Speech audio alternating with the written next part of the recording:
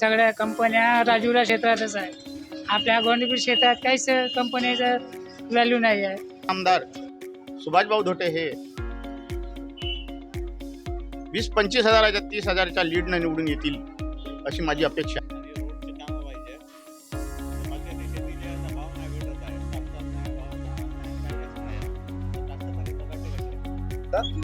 तर काँग्रेसची हवा चांगली चालू आहे. बीजेपी पण आहे, वामनराव चटप पण आहे. आता नवीन सध्या जंगमध्ये आता सध्या आहे सचिनभाऊ भोयर, त्यांचा पण चांगला आता सध्या जल्लोषमध्ये चालू आहे त्यांचा पण बड्या.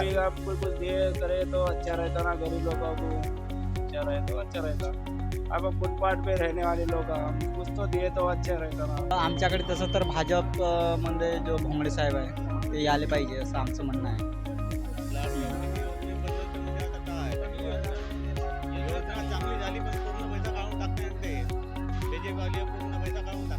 नमस्कार मंडळी, मी श्वेता, स्टे ट्यून या चॅनलमधनं.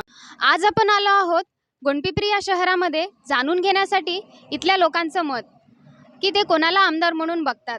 तर चला जाणून घेऊया इथल्या लोकांचं मत. विधानसभा निवडणूक आलेली आहे 20 तारखेला. आता विधानसभा निवडणूक आहे, तर काय वाटते कोण निवडून येईल यावर्षी? तेवढं तर नक्की सांगू शकत नाही. आता जसं आपल्याकडे खूप तगडे उमेदवार आहेत, धोटे साहेब झाले, भोंगडे दादा झाले, त्या व्यतिरिक्त चटप साहेब सुद्धा झाले. तर काय मत, म्हणजे काय वाटते कोण निवडून येईल? आता सुभाषभाऊ धोटे 5 वर्ष झाले, 10 वर्ष झाले समजा. आता वामनराव चटपला संधी द्यावी अशी आमची इच्छा आहे, माझी. म्हणजे विकासाबद्दलचं काय मत आहे, डेव्हलपमेंटबद्दल? का रोजगार काहीच नाही. सगळ्या कंपन्या राजूला क्षेत्रातच आहे. आपल्या गोंडपीर क्षेत्रात काहीच कंपनीचं व्हॅल्यू नाही आहे. त्याच्यामुळे रोजगार लोक खाली पिली जात. रोजगार नसल्यानं काही डेव्हलपमेंट काहीच नाही ना. आता त्या व्यतिरिक्त जो पण कोणी आमदार निवडून येईल, काय अपेक्षा आहे, म्हणजे काय मागण्या आहे तुमच्या? काय नाही, सगळ्या रोजगारांना रोजगार मिळाला पाहिजे. मेन मुद्दा रोजगार मिळाला तर काहीतरी माणूस प्रगती करू शकेल. काय वाटते काका, कोण येईल यंदा निवडून? या 2025च्या निवडणुकीमध्ये या देशामध्ये महागाई, बेरोजगारी, संविधान व संविधानिक सरकार बसवणे अशा प्रकारच्या ह्या केंद्रात आणि महाराष्ट्रातले जे सरकार आत्ता सध्या चालू आहे 10 वर्षापासून, या सरकारचं ध्येय धोरण इतक्या चुकीच्या पद्धतीने चालत आहे. त्याच्यामुळे या महाराष्ट्रामध्ये 100% महाविकास आघाडीचं सरकार बसेल आणि या सरकारला महाविकास आघाडीचं सरकार हद्दपार करू शकते. आणि या राजुरा विधानसभा क्षेत्रामधून काँग्रेसचे विद्यमान आमदार सुभाषभाऊ धोटे हे 20-25 हजाराच्या 30 हजाराच्या लीडनं निवडून येतील अशी माझी अपेक्षा आहे. आणि महत्त्वाचा मुद्दा, लाडकी बहीण योजना दिली महाराष्ट्र सरकारने, परंतु महागाई वाढवली. निराधार, संजय गांधी, वृद्धप कार्ड अशा या म्हाताऱ्या लोकांचं पेन्शन जे आपलं 1500 रुपये मिळत होतं ते गेल्या 6 महिन्यापासून त्यांना कोणत्याही प्रकारे मिळालेलं नाही. एवढी दिवाळीचा सण आला, या दिवाळीच्या सणामध्ये सुद्धा त्यांना मिळालेलं नाही. आणि त्या लाडक्या बहिणीला देऊन कुठंतरी मताचा जोगवा मागण्याचा प्रयत्न केला. अशा सरकारला आपण जनतेनं धडा शिकवला पाहिजे. दुसरा महत्त्वाचा मुद्दा, 1500 रुपये दिल्यानंतर 20 रुपयाचा कांदा 80 रुपये झाला, 40 रुपयाची साखर 45-50 रुपये झाली, तेलाचं 100 रुपयाचं पॉकेट 1 किलो तेल 150 रुपये झालं. आपल्याला रोज भाजीमध्ये खाणारं लसूण 50 ते 100 रुपये किलोचं लसूण आज 450 रुपये किलो झालं. आणि या सरकारचं काम असं धोरण चालू आहे की शेतकऱ्यांच्या बाबतीत कोणताच निर्णय घेतलेला नाही, शेतकऱ्यांना हमीभाव दिलेला नाही. या म्हणजे शेतकऱ्यांच्या बाबतीत इतका निष्काळजी सरकार आहे की या सरकारला या जनतेनं नक्की हद्दपार करेल आणि इथं महाविकास आघाडीचं सरकार बसेल एवढी मी अपेक्षा करतो. ठीक आहे, थँक्यू. आपको कौन आएगा इस बार चुन के? मुझे तो लगता है जहाँ तक पंजा यानी होना कम से कम कांग्रेस, ऐसा लग तो रहा है मुझे।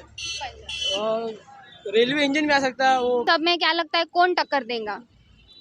टक्कर तो बीजेपी है, कांग्रेस, रेलवे इंजन और चटक साहब हो रही थी। ये 4 उम्मीदवारों के बीच में हो सकती है टक्कर। हमारा क्या अभी अपने यहाँ पे जैसे कि काफी तगड़े उम्मीदवार है। जहाँ तक अगर अपन देखते हैं सुभाष भाऊ धोटे हो गए, अपने देवरा दादा भोंगड़े हो गए, चट्टप साहेब, और उसके अलावा भी अपक्ष के अच्छे अच्छे तगड़े उम्मीदवार है। तो क्या लगता कौन आएगा चुन के? अच्छे रहे तो अच्छा, हम भी कभी बाद में और भी साथ देंगे ना। अभी हम कोई कुछ दे करे तो अच्छा रहता ना, गरीब लोगों को अच्छा रहे तो अच्छा रहता। अब फुटपाथ पे रहने वाले लोग हम कुछ तो दिए तो अच्छा रहता ना हमको भी। इसलिए कोई भी आने दो, उसकी क्या किसको बोले तो करेंगे अच्छा हमको। 20 तारखेला निवडणूक आलेली आहे, नुकतीच तोंडावर निवडणूक आलेली आहे. तर काय वाटते कोण निवडून येईल? आमच्याकडे तसं तर भाजप मध्ये जो भोंगडे साहेब आहे ते यायला पाहिजे असं आमचं म्हणणं आहे. का बरं भोंगडे साहेब? कारण का गेल्या वेळीचे आमदार होते ते पूर्णपणे कामच नाही केले ना बरोबर. त्याच्यामुळे आपण यावेळी भोंगडे साहेबाला आम्ही वोटिंग करावं असं म्हणतो. जो कोणीही आमदार निवडून येईल त्यांच्याकडून काय अपेक्षा आहे, काय मागण्या आहेत? आता त्यांच्याकडून का तर बाकीचे काम आहे जसे पेंडिंग जे काम आहे ते पूर्णपणे पार पाडावं त्यांना, असं आमची इच्छा आहे ते. बेरोजगारी बद्दलचं काय मत आहे? आता बेरोजगारी तर आम्ही लोक बेरोजगारीमधूनच आता ड्रायव्हिंग लाईन आपल्याला एक्सेप्ट करावी लागली. आता बेरोजगारी जर नसतं, आता शिकून पण नाही शिकल्यासारखं झालं आहे आपल्याला. ड्रायव्हिंग त्यासाठी ड्रायव्हिंग करायला, त्या बेरोजगार बाकीची जो येणारी पिढी आहे त्याच्यासाठी तरी ते बेरोजगारी म्हणजे कामात आणावं बा. तो येणारा आमदार भाविका जो आमदार आहे तो येणारा आमदार जो ते कामं करावं त्यांनी. ठीक आहे, धन्यवाद. भाजप आता आपल्या शेतकरी संघटनेचे नाही ते वामनराव चटप या तिघामध्ये स्वामिक त्यांच्यात लढत आहे. त्याच्यामध्ये आता अग्रस्थानी म्हटलं तर ते आपले सुभाष धोटे आणि वामनराव चटप यांच्यामध्ये होण्याची शक्यता आहे. जो कोणी पण आमदार निवडून येईल तर काय अपेक्षा आहे तुम्हाला, म्हणजे काय मागण्या आहेत तुमच्या? तर मागण्या तर भरपूर आहे, तसे काही अपेक्षेप्रमाणे इकडे काही कामं झालेले नाही आपल्या क्षेत्रामध्ये. खास करून आमच्या गोंडपिंपरी तालुक्यात तर काहीच नाही झाला. त्याच्यामुळे नाही का आम्हाला काय तिकडे रोजगार आणि रोजगार पुन्हा आणखी असे कितीतरी कामं आहेत. रोडाचे कामं आहेत, रोड नाही बनले, काही खेड्यावर होत असण्याची समस्या असे शेतीची अशी समस्या आहे. पाहिजे फक्त आणि रोडचे कामं पाहिजे.